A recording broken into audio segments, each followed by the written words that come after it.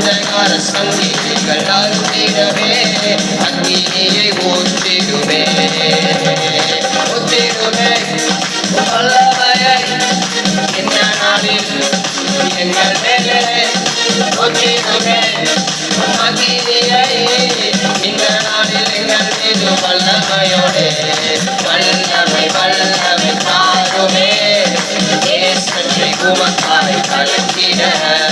உண்மையாவே இன்னைக்கு எல்லாரும் நினைக்கிறது என்ன, ஊழியம் செஞ்சிட்டா பரலோகம் போயிடலாம், ஊழியம் பண்ணிட்டா நிறைய காரியங்கள் நடந்துடும் சொல்லி. பைபிள் மிக தெளிவா சொல்லுது, உண்மை உத்தமும் ஊழியம் செஞ்சா என்ன நடக்கும், நம்மள ஆண்டவர் பரலோகத்திற்கு கொண்டு போவார். உண்மையும் உத்தமும் இல்லாம ஊழியம் செஞ்சா என்ன நடக்கும், நம்ம நரகத்துக்கு தான் போவோம். சரியா? இது கடைசி காலமா இருக்கிறதுனால கடைசி காலத்துல நடக்கிற மிகப்பெரிய கொடுமை என்னன்னு கேட்டா, தேவனுடைய நாமத்தை அதாவது இயேசுவின் நாமத்தை சொல்லி வஞ்சிக்கிற நிறைய பேர் எழும்புவாங்க. அதுலதான் நான் ரொம்ப கவனமா இருக்கணும்.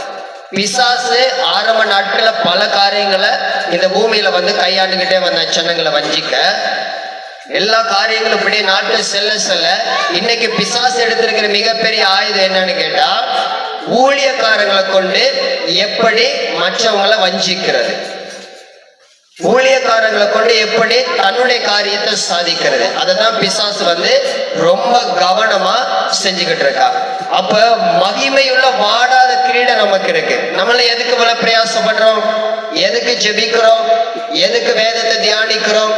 ஆண்டவர் வருகிற நேரத்துல அவருடைய வருகையில நாம் காணப்படணும் அப்படின்னு சொன்னா, ஆண்டவருடைய வார்த்தை சொல்லுகிறது, கர்த்தராகிய இயேசு கிறிஸ்து வரும் பொழுது உங்களுடைய ஆவி சொல்லுங்க ஆத்துமா சரீரம் முழுவதும் குற்றமற்றதா இருக்கும்படி காக்கப்படுவதாக.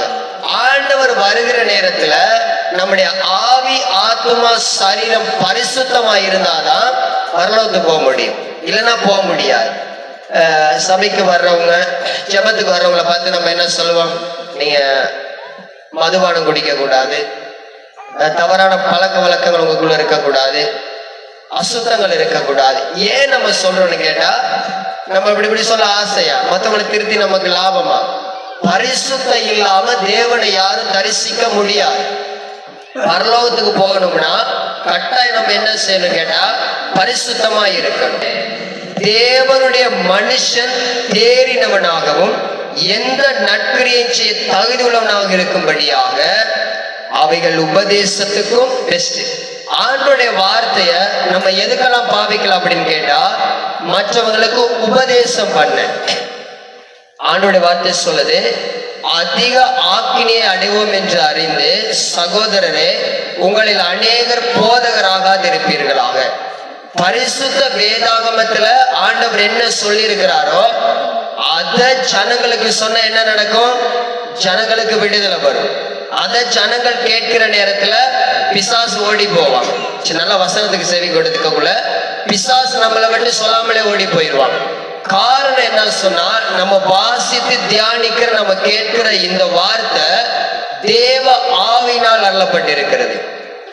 ஆண்டவர் தம்முடைய ஆவியானவரால, ஒரே கடவுள் பிதா குமார பரிசுத்த ஆவியானவரை கிரியை செய்கிறார். ஆவியானவரால மனுக்குலத்துக்கு கொடுக்கப்பட்டதுதான் இந்த தேவனுடைய வார்த்தை.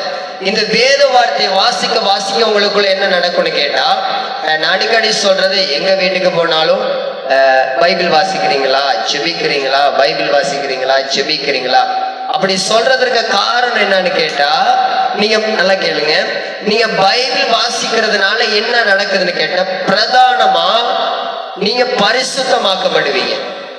வேத வசனம் நம்மள பரிசுத்தமாக்குது. யோவான் 17ஆம் அதிகாரத்துல ஆண்டவர் சொல்லுகிறார், உம்முடைய சத்தியத்தினாலே அவர்களை பரிசுத்தமாக்கும், உம்முடைய வசனமே சத்தியம். நீங்க பைபிள் வாசிக்க வாசிக்க வாசிக்க வாசிக்க உங்க சுபாவம் மாறிடும், உங்க குணங்கள் மாறிடும். ரொம்ப அவசரப்படுறவங்களா இருப்பீங்க, ஆண்டவர் நீடிய பொறுமை உங்களை கொடுத்துருவார், கசப்பு தன்மையை மாற்றிடுவார். அப்ப வேத வசனத்தை வாசிக்க வாசிக்க நமக்குள்ள என்ன நடக்கும்னு கேட்டா, பரிசுத்தம் உண்டாகும். சில பேர் சொல்லுவாங்க, என்ன தெரியுமா, நான் கேட்டிருக்கேன், இவ்வளோ குழப்பம் பண்ணிட்டு இவ்வளவு அநியாயம் பண்ணிட்டு நீ பைபிள் எடுக்கிற, நம்ம வேதத்தை வாசிக்கக்குள்ள உண்மை என்ன நடக்குதுன்னு கேட்டா, எவ்வளவு பெரிய அநியாய காரணம் சுத்தமாக்கப்படுறான். உலகத்துல வந்து எந்த மனுஷனையும் பிரகாசிப்பிக்கிற ஒளியே அந்த மெய்யான ஒளி. இந்த வார்த்தை நீங்க வாசிக்க வாசிக்க வாசிக்க வாழ்க்கை மாறிடும். உங்க சுபாவம் மாறணும் ஆசைப்படுறீங்களா? வேதத்தை வாசிக்கணும்.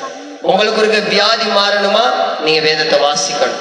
வீட்டுல இருக்கிற சூழ்நிலைகள் மாறணுமா? வேதத்தை வாசிக்கிற காரணம் என்னன்னு சொன்னா, நம்ம ஜெபிக்கிற நேரத்துல ஆண்டவரோட பேசுறோம், நம்மளுடைய பிரச்சனைகளை ஆண்டவரிடத்துல சொல்றா. அதே நேரத்துல வேதத்தை தியானிக்கக்குள்ள என்ன நடக்குதுன்னு கேட்டா, ஆண்டவர் நம்மோட கூட பேசுகிறார். வேதத்துல ஒரு வார்த்தையை திருப்புறீங்க, என்ன சொல்லப்பட்டிருக்குது? பயப்படாதே, நான் உன்னோட கூட இருக்கிறேன். அது யாரு சொல்றா? ஆண்டவர் நம்மளை பார்த்து சொல்றா. அந்த வார்த்தையை தியானிக்கக்குள்ள ஒரு தைரியம் வரும் நமக்குள்ள. ஆண்டவர் நம்மோடு கூட இருக்கிறார். எந்த மனுஷனாலும் சொல்ல முடியாத வார்த்தை, இதோ உலகத்தின் முடிவு பரியந்தும் சகல நாட்களிலும் நான் உங்களுடனே கூட இருக்கிறேன். ஆண்டவர் அந்த வார்த்தை கொடுத்திருக்கிறார். நிறைய நேரத்துல பைபிள் வாசிக்கக்குள்ள சில சோர்ந்து போற நேரத்துல எல்லாம் ஆண்டோட வார்த்தையை தான் பிடிச்சுக்கணும். ஆண்டவர் இப்படி சொல்லி இருக்கிறார், கைவிட மாட்டா. ஆண்டவர் சொல்லி இருக்கிறார், சுகமாக்குவா. அப்ப தேவனுடைய இந்த வார்த்தையானது நம்ம வாசிக்கிற நேரத்துல நம்மள பரிசுத்தமாக்குது. ஆண்டவருக்கு நிறைய பேர் இருக்கு, நமக்கு எல்லாம் தெரியும். நான் பாடுறோம், எகோவா ஷாலோம் அப்படின்னா நமக்கு சமாதானம் கொடுக்கிறவர். எகோவா ஷம்மா அப்படின்னா நம்மளோடு கூட இருக்கிறவர். எகோவா நிசி அப்படின்னா வெற்றி கொடுக்கிறவர். எல் ஷடாய் அப்படின்னா சர்வ வல்லமையுள்ளவர். எல் ரோய் அப்படின்னா நம்மை காண்கிற தேவன். எகோவா ராஃபா அப்படின்னா சுகமாக்குகிற தெய்வம். இப்படி ஆயிரக்கணக்கான நாமங்கள் ஆண்டவர் இருக்கு. அதுல ஒரு நாமம் தான் எகோவா மெகாதிஸ். அறிக்கையிடுங்க வாழ்க்கையில், எகோவா மெகாதிஸ். எகோவா மெகாதிஸ் அப்படின்னு சொன்னா நம்மை பரிசுத்தமாக்குகிற கர்த்தர் அப்படின்னு அர்த்தம். உங்களை அவரால தான் பரிசுத்தமாக்க முடியும். அவரால தான் உங்களை வாழ்க்கையை மாற்றி பரிசுத்தமாக்க முடியும். ஆகவே ஆண்டவருக்கு ஒரு பேர் இருக்கு, என்னது? எகோவா மெகாதிஸ். அப்ப அந்த ஆண்டோடைய வார்த்தையின் மூலமா ஆண்டவர் நம்மளை பரிசுத்தமாக்குகிறார். சரியா? நமக்கெல்லாம் ஒரு தைரியம் இருக்கணும். இப்ப இயேசு கிறிஸ்து வந்தா நம்ம பரலோகத்துக்கு போயிடும். நம்ம அதுக்காக தான் பிரயாசப்படுறோம்.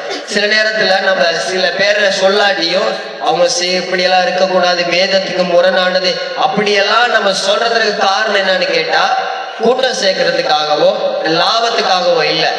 பரிசுத்தம் இல்லாட்டி பரலோகத்துக்கு போக முடியாது. கடைசி நாட்கள் நம்ம எங்கெல்லாம் பார்க்கலாம், என்ன நடக்குது? அரசியல் மாதிரி ஒரு கூட்டத்தை சேர்த்ததுக்கு அப்புறம் அவங்க செட்டில் ஆகிறாங்க லைஃப்ல. காணிக்க தசம் பாவத்துக்காக ஆண்டோட வார்த்தைய மாத்தி போதிக்கிறான். ஆண்டவர் அதை எதிர்பார்க்கல. சரியா? சில சபைகள்ல போய் ஆரம்ப நாட்கள் இல்ல, நான் குறிப்பிட்ட எந்த சபையும் சொல்லல, உட்காந்தா காலம் முழுக்க என்ன பிரசங்கம் தெரியுமா? ஞாயிற்றுக்கிழமை ஆயிட்டா உனக்கு வியாதியா, நீ தசம்பாகம் கொடுக்கல. கணவன் குடிகாரரா இருக்கிறாரா, நீ காணிக்க போடல. இதே சொல்லி சொல்லி சொல்லி என்ன நடக்குது கேட்டா, ஜனங்கள் உடைக்கப்படுறாங்க ரொம்பவே. ஞாயிற்றுக்கிழமை ஆலயத்துக்கு எதுக்கு வர்றோம்? கொஞ்சம் நல்லா கவனிங்க, சில பிள்ளைகளை கவனம் வச்சுங்க. ஞாயிற்றுக்கிழமை வந்து ஆண்டவர் நல்லா ஆராதிச்சு நம்முடைய கவலைகளை ஆண்டவருக்கு தெரிவிச்சு ஒரு மன நிம்மதியோட ஆறுதலோட போறதா ஆலயத்துக்கு வர்றோம். இங்க வந்து ஒண்ணுக்கு சொல்ற பிரசங்கத்தை கேட்டுப்புட்டு மனம் உடைஞ்சி நொந்து நூலாகி போறது ஆண்டுடைய சித்தமா? சித்தம் இல்ல. நீங்க துக்கத்தோடு இந்த இடத்துல வர்றவங்க துக்கம் இல்லாம போகணும். வியாதியோட வர்றவங்க வியாதி இல்லாம போகணும். கலக்கத்தோட வர்றவங்க கலக்கம் இல்லாம போகணும். சூழ்நிலையை பார்த்து, மனிதனுடைய வார்த்தைகளை பார்த்து பயத்தோட வர்றவங்க இங்க பாடுற பாட்டை கேட்டு தைரியமா திரும்பி போகணும். அதைத்தான் ஆண்டவர் எதிர்பார்க்கிறார். ஒட்டைக்கப்பட்டு அப்படியே நொந்து நூலாகி ஆண்டவரை விட்டு அப்படி அல்ல. அப்ப அதனால நம்ம கடைசி நாட்கள்ல வாழ்ற, நல்லா கவனிங்க வார்த்தைக்கு நேரா, கடைசி நாட்கள்ல வாழ்ற நம்ம வேத வசனத்தை நல்லா அறிஞ்சிருக்கணும். டெய்லி வேதத்தை வாசிக்கணும். ஆண்டவர் அதை எதிர்பார்க்கிறார். நீங்க வேதம் வாசிக்க வாசிக்க தான் பரிசுத்தமாகுவீங்க. அடுத்து நல்லா கேளுங்க, வேத வசனத்தை வாசிக்கிறதுனால முதலாவது என்ன நடக்குது? நமக்குள்ள பரிசுத்தம் உண்டாகுது. ரெண்டாவது காரியம் என்ன நடக்குதுன்னு கேட்டா, நமக்குள்ள விசுவாசம் வருது. ஹல்லேலூயா. வேதத்தை வாசிச்சுக்கிட்டு இருக்கீங்க, உங்களுக்கு வந்து ஒரு 30 வருஷ வியாதி சரதுல இருக்கு. வேதத்துல ஒரு அழகான சம்பவம் இருக்கு. என்ன சம்பவம் தெரியுமா? 38 வருஷமா வியாதி படுக்கையில் ஒரு மனுஷன் இருக்கிறார். எத்தனை வருஷம்? 38 வருஷம். இயேசு அப்படியே போறார். அந்த இடத்துல ஒரு குளம் இருக்கு. அந்த குளத்துல ஒரு தேவதூதன் இறங்கி அந்த குளத்தை கலக்குவான். அந்த குளம் கலக்கப்படுற நேரத்துல அந்த குளத்துல எப்பேற்பட்ட வியாதியஸ்தனா இருந்தாலும் முதலாவது போய் விழுந்துட்டா சொஸ்தமாயிருவான். இயேசு ஒரு இடத்துல போறார். 38 வருஷமா வியாதி இருக்கிற மனுஷனை பாக்குறார். கேட்கிறாரு, நீ சொஸ்தமாக வேண்டும் என்று விரும்புகிறாயா? இது என்ன கேள்வி? 38 வருஷமா வியாதி இருக்கிற மனுஷனை பார்த்து ஆண்டவர் அதை தான் கேட்கிறார். சில பேருக்கு ரொம்ப கால வியாதி இருந்துட்டா மனசுல என்ன தெரியுமா இருக்கும்? இவ்வளவு காலம் வாழ்ந்துட்டோம், எப்படியே வாழ்ந்து செத்து போயிருவோம் அப்படி சில பேர் விரும்புவாங்க. ஆனா அவன் சொல்றான், ஆண்டவரே, தண்ணீர் கலக்கப்படும் பொழுது என்னை குளத்தில் கொண்டு போய் விடுகிறதற்கு ஒருவரும் இல்லை. நான் போறதுக்கு உனக்கு வேறொரு முந்தி குதித்து விடுகிறான். ஆண்டவர் சொல்றான், உன் படுக்கை எடுத்துக்கொண்டு நடு. சுகம். இப்ப அந்த சம்பவத்தை வாசிக்க உங்களுக்கு எப்படி இருக்கும்? ஒரு விசுவாசம் வரும். பெரும்பாடுள்ள ஸ்திரீ எத்தனை வருஷம்? 12 வருஷம் பெரும்பாடு, இரத்த போக்கு வியாதி. 12 வருஷம். வசனம் சொல்லுது, தனக்கு இருக்கிற சொத்தெல்லாம் செலவழிச்சும் எல்லா வைத்தியர்களால கைவிடப்பட்டு எந்த மனுஷனாலும் காப்பாற்றப்பட முடியாத நிலைமையில ஒருத்தி இருக்கிறார். ஒரு பெண், பெரும்பாடுள்ள ஸ்திரீ. அவையுடைய விசுவாசம் என்ன தெரியுமா? இயேசுவினுடைய வஸ்திரத்தின் ஓரத்தை ஆயில தொட்டா சுகமாகினே அப்படி சொல்லி கூட்டத்தோட கூட்டமா போயிட்டு இயேசுவின் வஸ்திரத்தை தொட்டு சுகமாகிறார். அதை வாசிக்கிறப்ப உங்களுக்கு எப்படி இருக்கும்? அந்த ஸ்திரியை குணமாக்குன இயேசு என்னை குணமாக்குவா. பிறவி குருடன் பர்த்திமேய். பிறவி குருடனா வைத்தியத்துறையால குணமாக்க முடியாது. அவன் சொல்றான், தாவீதின் குமாரனே எனக்கு இறங்கும். சுத்தி இருக்கவங்க சொல்றாங்க, ஏய் சத்தம் போடாது, அமைதியாயிரு. வசனம் சொல்றது, அவன் முன்னிலும் அதிகமாய் சத்தமிட்டான். அப்ப நம்ம என்ன செய்யணும்? ஜெபம் பண்ணாத, ஆராதிக்காத, ஊழியம் செய்யாத அப்படின்னா முன்னிலும் அதிகமா செய்யணும். ஆமென். பர்த்திமி அதான் சொல்றான். அவன் சொல்றான், தாவீதின் குமாரனே எனக்கு இறங்கும். சுத்தி இருக்கவங்க எல்லாம் அதற்றாங்க, நீ எல்லாம் அப்படி சத்தம் போடாதுன்னு. ஆனா வசனம் தெளிவாய் சொல்லுது, அவன் முன்னிலும் அதிகமாய் கூப்பிட்டான். ஏசு என்ன செஞ்சாரு? அவனை சுகமாக்கினான்.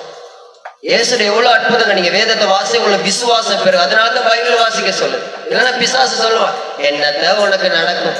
ஆண்டோடைய வார்த்தை நீங்க வாசிக்கிற நேரத்துல என்ன நடக்கும்னு கேட்டா உங்களுக்குள்ள விசுவாசம் வரும். முதலாவது நம்ம பார்த்தோம், பரிசுத்தம் உண்டாகும்.